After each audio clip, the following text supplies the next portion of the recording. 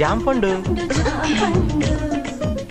లాంటి అమ్మాయి, chalk piece లాంటి కళ్ళు, పెన్సిల్ లాంటి ముక్కు, రబ్బర్ లాంటి పెదాలు.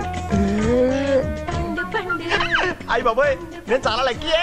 I'm also lucky. మీకు విషయం తెలుసా, సుందరాకాండ్ సినిమాలో వెంకటేష్ లాగా నేను కూడా స్టూడెంట్ ని పెళ్లి చేసుకుంటానని జాతకంలో చెప్పారు. నేను కూడా మాస్టర్ తో చెక్కేస్తానని